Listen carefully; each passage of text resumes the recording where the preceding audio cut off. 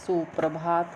आज हम लोग वसंत भाग 2 पाठ 2 दादी माँ पढ़ेंगे। दादी माँ के लेखक डॉक्टर शिव प्रसाद सिंह जी हैं, जिनके जीवन परिचय के बारे में हम जानेंगे। शिव प्रसाद सिंह जी हिंदी के साहित्यकार थे। डॉक्टर शिव प्रसाद सिंह का जन्म 19 अगस्त 1928 को बनारस के जलालपुर गांव में एक जमींदार परिवार में हुआ था। वे काशी हिंदू विश्वविद्यालय में 1953 में प्रवक्ता नियुक्त हुए, जहां से 31 अगस्त 1988 में प्रोफेसर पद से उन्होंने अवकाश ग्रहण किया था। भारत सरकार की नई शिक्षा नीति के अंतर्गत यूजीसी ने 1986 में उन्हें हिंदी पाठ्यक्रम विकास केंद्र का समन्वयक नियुक्त किया था। इनकी पहली यानी प्रथम कहानी दादी माँ थी, जिसे पहली आंचलिक कहानी होने का गौरव प्राप्त हुआ। 8 सितंबर 1998 को इनका निधन हो गया। इस कहानी में लेखक ने अपनी दादी माँ का वर्णन किया है और बड़ों के महत्व को दिखाया है। लेखक बड़े हो चुके थे, उन्होंने अब तक बहुत तरह के सुख दुख देखे थे, परंतु जरा सी कठिनाई पड़ते ही मन अनमना सा हो जाता था। मित्र उसके आगे तो उसके साथ होने का दिखावा करते थे, परंतु पीठ पीछे उनको कमज़ोर कहकर मजाक उड़ाते थे। ऐसे समय में लेखक को अपनी दादी माँ की बहुत याद आती थी। लेखक की दादी माँ ममता, स्नेह, दया की मूर्ति थी। लेखक अपनी दादी माँ से बहुत प्यार करता था। दादी माँ के स्वर्गवास का पत्र पढ़कर लेखक स्तब्ध रह गया था और दादी माँ के जीवन से जुड़ी घटनाएं सामने आने लगी थी। अचानक ही लेखक की आंखों के सामने गांव का दृश्य साकार हो उठता है। कमजोरी ही है अपनी, पर सच तो यह है कि जरा सी कठिनाई पड़ते ही बीसों गर्मी, बरसात और वसंत देखने के बाद भी मेरा मन सदा नहीं तो प्राय अनमना सा हो जाता है। मेरे शुभचिंतक मित्र मुँहों पर मुझे प्रसन्न करने के लिए आने वाली छुट्टियों की सूचना देते हैं और पीठ पीछे मुझे कमज़ोर और जरा सी प्रतिकूलता से कठिनाई आती घबराने वाला कहकर मेरा मजाक उड़ाते हैं। मैं सोचता हूँ, अच्छा अब कभी उन बातों को न सोचूंगा। ठीक है, जाने दो, सोचने से होता ही क्या है। पर बस मेरी आँखों के सामने शरद की शीत किरणों के समान स्वच्छ शीतल किसी की धुंधली छाया नाच उठती है। मुझे ऐसा लगता है जैसे कंवार के दिन आ गए हैं। मेरे गांव के चारों ओर पानी ही पानी हिलोरे ले रहा है।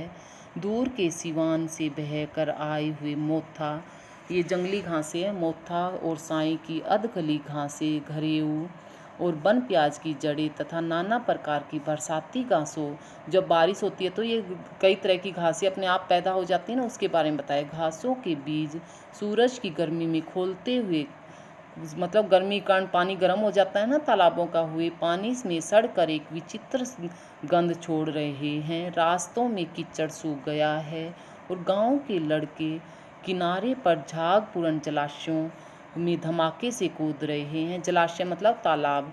अपने अपने मौसम की अपनी अपनी बातें होती हैं। आषाढ़ में आम और जामुन न मिले चिंता नहीं।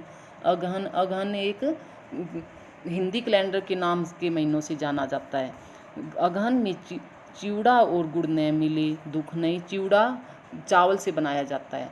चैत के दिनों में लाई के साथ गुड़ की पट्टी न मिले अफसोस नहीं। पर कवार के दिनों में इस गंधपूर्ण झाग भरे जल में कूदना न हो तो बड़ा बुरा मालूम होता है। मैं भीतर हुड़क रहा था। 2-1 दिन ही तो कूद सका था, नहा धोकर बीमार हो गया। हल्की बीमारी न जाने क्यों मुझे अच्छी लगती थी। थोड़े थोड़े ज्वर हो, पर सर में साधारण दर्द और खाने के लिए दिन भर नींबू और साबू मतलब साबूदाने की खिचड़ी हल्की होती है वो, लेकिन इस बार ऐसी चीज़ नहीं थी। जवर तो चढ़ता ही गया, रजाई पर रजाई और उतरा। रात 12 बजे के बाद दिन में मैं चादर लपेटे सोया था।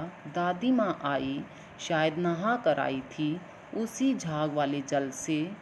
पतले दुबले स्नेह सने शरीर पर सफ़ेद किनारीहीन धोती, सन से सफ़ेद बालों के सिर पर संध्या मतलब टपकते हुए जल की शीतलता। आते ही उन्होंने सर पेट छुए, क्योंकि वो घरेलू इलाज किया करती थी ना दादी माँ।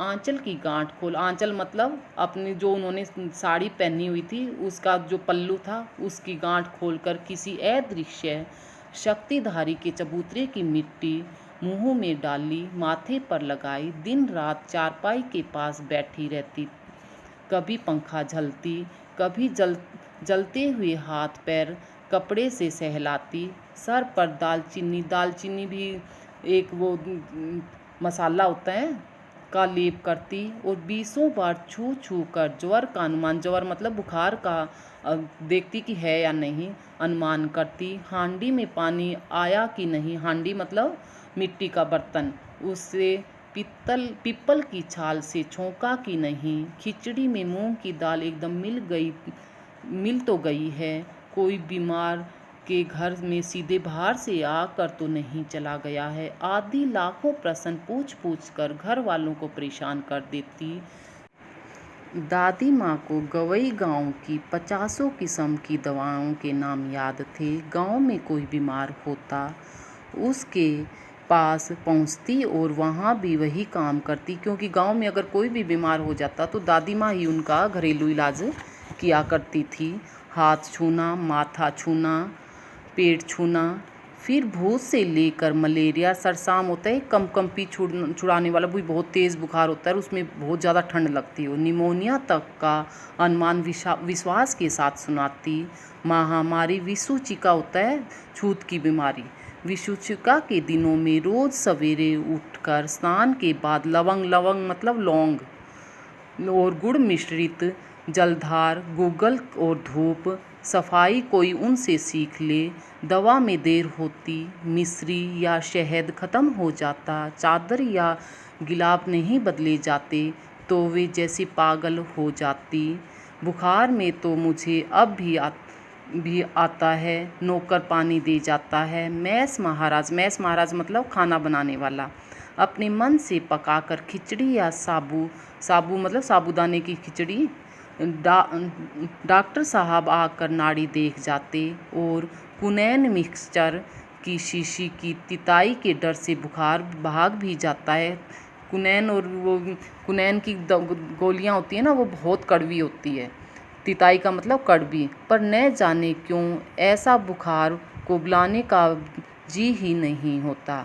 बच्चों, आगे का अंश हम इस वीडियो की भाग 2 में करेंगे। धन्यवाद।